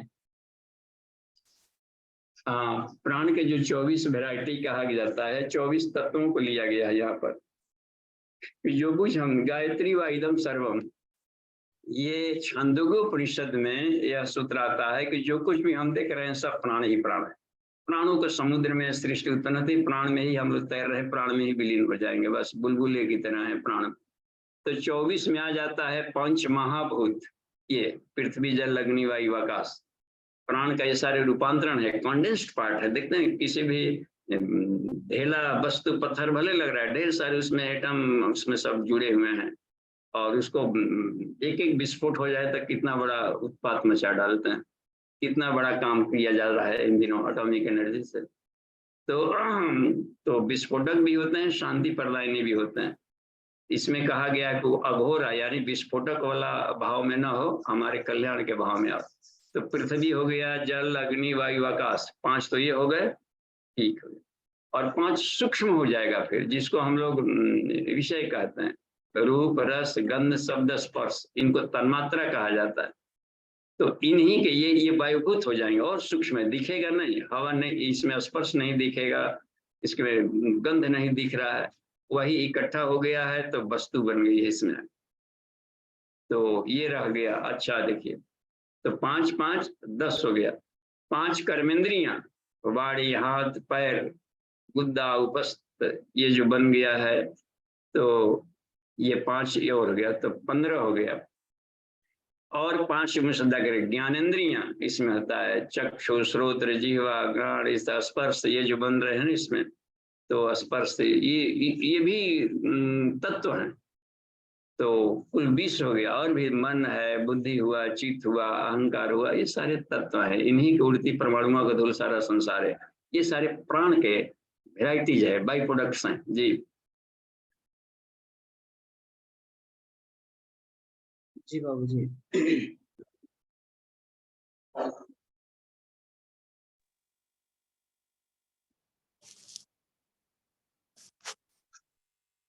तो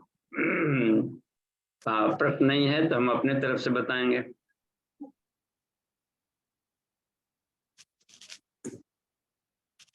जी प्रणाम बाबूजी। पिछले कुछ समय में एक प्रवाह चला था जिसमें यह बोलते थे कि शिवलिंग पर दूध चढ़ाना एक बर्बादी है। तो अब आज के परिप्रेक्ष्य में भी क्या ये उन लोगों की बात सही है, या इसको कोई और उचित तरीका भी हो सकता है जिससे कि ये कर्मकांड भी बने रहे और नैतिक रूप से जो है कुछ वेस्टेज भी ना हो? हाँ, अब देखिए अंकुर जी, ये होता है ना, कर्मकांड जो है परंपरा, ये बंद नहीं होनी चाहिए, उसको वैज्ञानिक रूप दिया जाना चाहिए। अब मान लीजिए कि एक बाल्टी से डाले तो, या फिर जा करके एक ड्रॉप डाले तो एक ड्रॉप को भी यदि से कोई दिया जाता है, आप मान लीजिए कि आप गए हैं गोमुख वगैरह से, उधर से गंगा जल ले आए तो थोड़ा सा आदमी ले आता है, और किसी को पड़ोसी को पूजा में देते हैं तो थोड़ा सा देंगे, उसमें 1 लोटा जल में मिला दिया, बाल्टी में डाल दिया तो बढ़ गया, तो पोटेंसी बढ़ गई। तो इधर छठ व्रत में अर्घ कर देते समय भी तो लोटे में जल लेता आदमी नहर से, तालाब से और धारा से, गंगा जी से, उसमें से जल डाल दिए दूध गाय का, तो पूरा का पूरा दूध में हो गया। तो वो जरूरी नहीं कि पूरा पूरा एक बाल्टी ही डालें, और स्नान, दुग्ध स्नान भी करना पड़ता है। तो शरीर को शिव जी का मंदिर मानने को कहा है, तो दुग्ध स्नान करेंगे तो वो शरीर में वो एक औषधि का काम करता है। गाय का दूध पांचों गव्य है, दूध है, गोमूत्र है, गोबर है, क्षारीय हो गया, फिर गाय का दूध स्नान, दधी स्नान, घृत स्नान किया जाता है। तो शरीर कितना फोड़ाफन से हुआ हो, कितना हो दवाइयों के साइड इफेक्ट रिएक्शन, ये सब बिल्कुल ठीक करता है। हमको एक्सीडेंट के समय में, जब मेजर एक्सीडेंट हुआ था, इतनी दवाइयां खिला दिया था डॉक्टर लोगों ने कि शरीर में से सारे खून बिल्कुल हो गए थे, विस्फोटक हो गए थे, वो थोड़ा शुरू हो गया था। अब उसको हमने 10 स्नान को लगातार 4 केवल रविवार को किए, बिल्कुल शरीर का फिर से अपना लौट आया। तो ये स्नान करने का एक भाव है कि इसका कहाँ कहाँ उपयोग हो सकता है। बच्चों को मिल्क फीडिंग में कर सकते हैं, तो पढ़ाने के लिए कभी तो उपयोग लेना होगा, मंगाना होगा कि शिव जी के ऊपर चढ़ाओ, यानी पढ़ाने के method and mode of teaching भर है ये सब। मध्यमा वाणी वस्तु को लेकर के पढ़ाना, अब नहीं कि पूरा का पूरा उधर ही बर्बाद। अब नहाना है, एक चिल्लू लेकर के रगड़ करके आप पूरा बाल्टी का ड्राम से नहा रहे हैं, तो वहां बर्बादी हो जाएगा। खाना था, थोड़ा सा ओवर डाइट खा लिए तो वहां बर्बादी होगी। तो बर्बादी बेचारे इन लोगों को भी कहना सही है कि यदि जरूरी ही था तो मिनिमम यूज करते, जिसने की एक बात मैंने, अच्छा और शिव भक्त है तो उसका अमृत भी पान कर लेते हैं, चरणामृत का पान करते हैं, तो उसका लोग प्रसाद के रूप में यूज कर ले। तो मिस यूज करेंगे तो विज्ञान तो उसको स्वीकार करेगा नहीं, और गुड यूज करेंगे तो हमेशा गुड यूज का है। तो दूध के गुड यूज है कि शरीर के भीतर पिया जाए, दूध से अपना पौष्टिकता बनाया जाए, या दूध से मिठाइयाँ शुद्ध बने, गाय का दूध का सेवन किया जाए, गर्भवती महिलाएं करें, तेजस्वी संतति होंगे। गोद वाले बच्चे जिनकी माँ शरीर से छोड़ करके अब मान ली कि चली गई, बच्चा उत्पन्न कर दी, तो कौन पालेगा? गाय को माता कह दिया गया है, वो पालन करेंगे, उसके दूध पच जाएंगे इनके। और भी हो गया है, ओल्ड एज में भैंस का दूध ये सब नहीं पचता है, पाचन कमजोर हो जाता है। एप्लीकेशन करेंगे गुड तो शरीर को शिव जी को चढ़ाना कहलाएगा।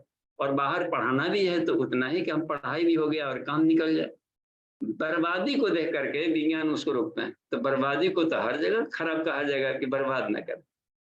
अब एक एक फूल चढ़ाना था, गुरुदेव ने किया कि एक ही फूल की पंखुड़ियां तोड़वा दिए कि चुंबक के हर कण में चुंबकीय गुण होगा, फूल के हर पंखुड़ी में फूल का गुण होगा। तब हर फूल क्यों दें? एक एक चुटकी अक्षत क्यों लिया करेगा? मुठा लेकर के स्वस्ति वाचन कर रहे, एगो भगवान है, एगो अक्षत लेते, भुलाता भी नहीं, तो एक चुटकी अक्षत में ढेर दिन पूजा करता है। तो एक अच्छा पंडित जी वही है जो एक जगह लिखा हुआ मिल गया गुरु जी का कि एक अच्छा पंडित जी वही कहलाएगा जो पूजा पाठ में सिर्फ 1 रुपया खर्च हो, बस 1 रुपया में सारा पूजा हो जाए। इसलिए उन्होंने दीप जग शुरू किया, वो सब किया गया। लेथार्जी ढेर खर्चीले व्यवस्था से हम रुकें, चाहे शादी विवाह हो या पूजा पाठ हो, और अधिकांशतः उसको वैज्ञानिक रूप हम दें तो संस्कृति भी नष्ट ना हो और उसका लाभ भी मिल गया। जी हाँ बाबूजी प्रणाम। बाबूजी जी इसमें हाँ ये 5वां श्लोक में दिया है बाबूजी कि लास्ट में कि रुद्रदेव ने वीरभद्र से कहा कि सभी सर्प आदि क्रूर प्राणियों को नष्ट करें और अधोगामी प्रवृत्तियों वाली राक्षसी मतलब ब्रैकेट में वृत्तियों दिया है, लेकिन स्त्रियों को दूर करें, तो ऐसा क्यों लिखा हुआ है बाबूजी? हाँ, स्त्रियां वृत्तियों को कहा गया है, जिसे कि शरीर में पुरुष तो आत्मा है और हर शरीर में जैसे कि स्त्री शब्द आ जाता है तो उनके सहयोगी घटक को कह दिया जाता है, बॉडी सिस्टम को स्त्री कहता है। तो हर पुरुष जैसे मूलाधार है, तो मूलाधार की अधोगामी है, उसको प्रवाह करो के उसको ऊर्ध्वगामी बनाए। तो स्त्री माने केवल मेल फीमेल वाले अर्थ में वेद में नहीं चलता सब, क्योंकि तो में कुमार उतवा कुमारी, वेद का कहना है कि आप ही स्त्री आप ही पुरुष हैं। तो यहाँ पर अच्छा यातु धान्य का अर्थ होता है, यातु धान एक कीटाणु होता है, विषाणु होता है, जो कि भोजन के माध्यम से अनाज के जैसे बासी अनाज खा लिए, कुछ वैसा खा लिए तो इसके माध्यम से आ जाएगा, या फिर पानी खराब पी लिए तो उसका उस पानी के माध्यम से ढेर सारे कीटाणु आ जाते हैं। तो जल और ये सब भोजन उसको दूषित न होने दें, ये यहाँ पर ये कहना है। तो स्त्रियां का मतलब यही पर अर्थ में लिया जाएगा, नहीं तो फिर वेद नहीं रह जाएगा, क्योंकि स्त्रियों को भी वेद पढ़ने का है, समानो मंत्र समिति समाने। तो यथैव आत्मा, आत्मा के लिए साधना है, तो आत्मा न नर है न नारी, तो स्त्री का अर्थ है मेल फीमेल से यहाँ पर नहीं लिया जाएगा। जी धन्यवाद बाबूजी प्रणाम। जी प्रणाम। आगे देखते हैं। बाबूजी प्रणाम। बाबूजी प्रणाम, आशीष बोल रहा हूँ।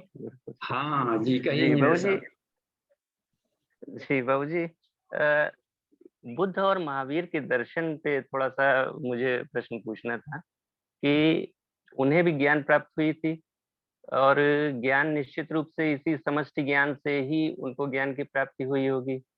तो लेकिन उनका जो दर्शन था वो वेद विरुद्ध था। वेदों में जो उस समय उस काल में जो कर्मकांडों की अधिकता हो गई थी उसके विरुद्ध उन्होंने फिर जो है उनका दर्शन उसका विरोध करता था। तो क्या ये उस समय की जो कुरीतियां चल गई थी उसके कारण उन्होंने वेद विरुद्ध दर्शन दिया, या फिर जो उन्हें ज्ञान प्राप्ति हुई थी उसमें ही कुछ ऐसा था कि यह उन्होंने वेदों का समर्थन नहीं किया?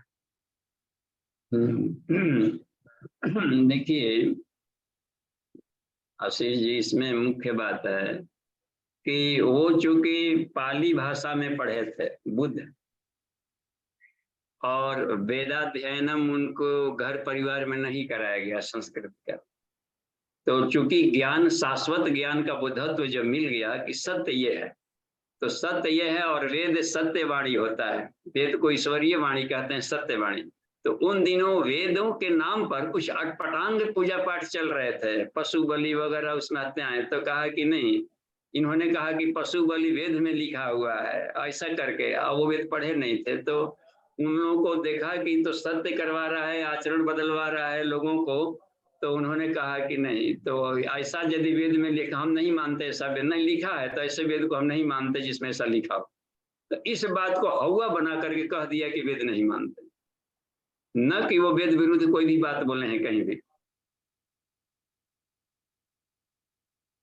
तो उसमें रहा गया है, क्योंकि बुद्धत्व है ना, पस्थित प्रज्ञ भावा, तब वेद में अब रह गया। उसके बाद देखिए कुमारिल भट्ट हुए, या इन लोगों ने जो प्रयास किया, ये आदि शंकराचार्य वगैरह, उन्होंने सब लोगों ने, इन्होंने जो प्रयास किए, तो सब लोगों ने वेद को, या फिर जाकर के जैमिनी ने भी जो मीमांसा दर्शन लिखा, तो वेदों में जो प्रतिगामिता के प्रश्न आ गए थे उसको दूर हटाया। कि वेद में लिख दिया अश्व का मांस डाले, तो मांस कहते हैं बोटनी में, जो बायोलॉजी है, मांस कहा जाता है गुद्दे को, जिसे फ्लेशी फ्रूट कहलाएगा, मांसल फल, केला को, आम को मांसल, जिसमें गुद्दा। तो अश्वगंधा के गुदा चढ़ाना था, तो घोड़ा के काट काट डालने लगा कि चलिए इसमें हम लोग मांस भूंज भूंज के खाएं। तो स्वार्थी लोगों ने अपना वाला अर्थ निकाल लिया। मूसक परणी को केवल मूसक लिखा, जड़ी बूटी है, जैसे अजवाइन को केवल अज लिख दिया, अजमोद होता है कब्ज वगैरह हटाने वाला। रुधिर डाले, रुधिर केसर को कहते हैं, देखिए। और केस डाले, तो बाल नोच कर नहीं डालना था, केस जटामासी को कहा जाता है।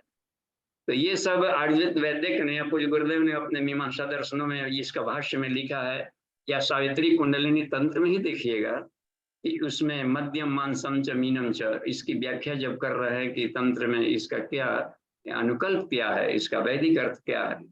तो स्वार्थी लोग अटपटांग अर्थों में वेदों का अटपटांग खींचतान करके अपना उल्लू सीधा करवाने में वो समर्थन नहीं किए, इसलिए इन्होंने नास्तिक कह दिया उनको। जी बाबू जी, वेद या दोनों कोई भी दर्शन वेद विरोधी नहीं है। यदि वेद विरोधी रहता तो भगवान का अवतार क्यों कहलाते? गजब हाल है, एक तरफ अवतार भी बोल रहे हैं, एक बार कहते हैं वेद विरोधी भी है, विष्णु का अवतार भी कहला रहे हैं। तो इसका अर्थ यही माना जाए बाबूजी कि जो एक भाषागत और व्याख्यागत जो उसमें भ्रांतियां थी, उसी के कारण इसको जो है दर्शन को वेद विरुद्ध लोगों ने कह दिया, वस्तुतः वो वेद विरुद्ध नहीं था। खत्म हो गया। मांस में कहा अब लोग मांस हवन में डालते हैं, तो प्रयास चला था, आज ही बन गया सब कुछ। अब सही बातें मिल करके आ गई, वो कहा गया है चमड़ा कहा जाता है बार्क को, छाल को, तो उसके छाल को पीना है, नीम के छाल को, तो नीम के चमड़ा शब्द का प्रयोग कर दिया। चर्मा, तो चर्म लपेटने का यह है, तो ओवल सेल कवरेज थी, हड्डियां कहा जाता है उसके भीतर के जो होता है हार्ड वाला स्टेम को। तो ये सारे उसको, इन शब्दावलियों का उन्होंने खींचतान किया है इन लोगों ने, और अपने ढंग का उसका अर्थ निकाल लिया। तो वे हर शब्द में अनंत अर्थ होता है, अपने ढंग वाला अपना ढंग का अर्थ निकाल लेगा। जी, बस अर्थ का अनर्थ वाली ही समस्या थी। हाँ जी, तो अभी देखिए अभी ठीक हो गया है, अभी वर्तमान समय काफी तेजी से सुधार हुई है। अब पूजा पाठ में, पहले राम जी के समय में भी देखिए विश्वामित्र यज्ञ करते थे, ऊपर से रक्त का घड़ा डाल दे, ऐसा तो अभी कोई उपद्रवी नहीं है अभी। तो उनसे, उस युग से तो ढेर बढ़िया। तो बीच बीच में कभी कभी खराब ही आता है, तो उतना ही बड़ा शक्तिशाली हथियार लेकर भगवान आते हैं, सबको रगड़ के हटा देते हैं, साफ कर देते हैं। तो वेद विरुद्ध आचरण करने वाले को नास्तिक किया, वो नास्तिक है। नास्तिक को वेद निंदक दयानंद सरस्वती ने कहा है। और वेद का इन्होंने देखिए पाखंड खंडनी पताखा लेकर के चले पड़े दयानंद, वेद का भाष्य करके। और देखिए चल पड़े, वेदों का अर्थ तो सामाजिक भाष्य किया। कुछ गुरुदेव के भाष्य में अंतर इतना है कि इन्होंने आध्यात्मिक भाष्य किया है, थोड़ा आध्यात्मिक टच दिया है, उसको आत्मिकी की तरफ ले गए। और दोनों तरफ वेद का इस्तेमाल होता है, जहां चाहे उन मंत्रों का प्रयोग कर सकते हैं। जी जी बताओ। जी धन्यवाद बाबूजी, प्रणाम। जी प्रणाम। 102 देखिए विवाह पांडे 2 हाथ हैंडरेज है, इसको अमन जी। एक मिनट। हाँ अच्छा, एक मिनट, वो आपको पीछे ले आया शायद उसके घर के। अमन जी कहीं और आप टॉप कर रहे हैं। यहाँ देखिए क्लास में देखिए हैंडरेज को देखिए, समय निकल रहा है। जी बाबूजी ये खुला हुआ है, विभा पांडे जी का ये खुला हुआ है। जी जी बाबूजी प्रणाम। हाँ जी प्रणाम। पूछ रहे थे बाबूजी कि शरीर के बारे में आप बताए कि शरीर हमारा मंदिर है, तो हम शरीर को हम अपना मंदिर जब मानेंगे तो उस समय हम आत्मा और परमात्मा को एक करके, तो क्या हम जब मेरा मन करेगा कि हम रुद्राभिषेक करें तो बाहर न करके हम बाल्टी में पानी डाल करके एक बूंद भी दूध हो या रस हो, मतलब जितने भी प्रकार से करते हैं तो करेंगे तो हमारी पूजा सफल हो जाएगी बाबूजी? क्यों नहीं हो गई? आप आचमन में तो 3 ही बूंद न डालते हैं मुंह में जी।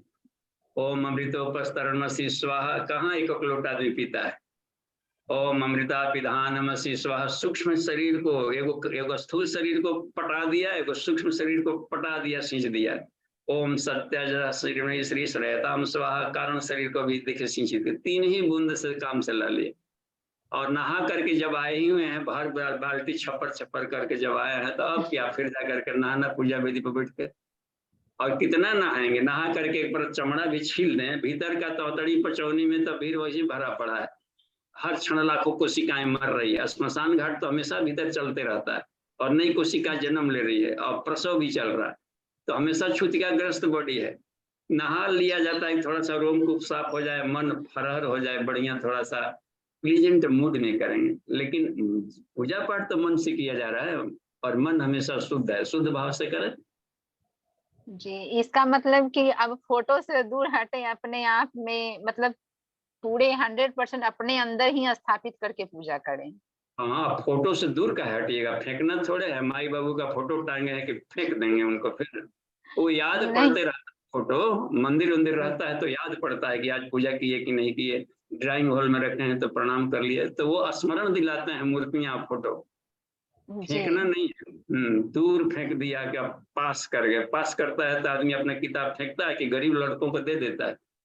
नहीं, बच्चे को जोड़ देंगे, बच्चे को जोड़ देंगे कि आप करो। अब हम कभी मूर्ति के सामने माथा ढकेंगे तो नाती पोता सीखेगा कि यहाँ पर ऐसा किया जाता है, तो एक दिन पूछेगा कि दादाजी दादी माई का है माथा ढकते, यहाँ पर क्या है? तो ज्ञान दीजिएगा।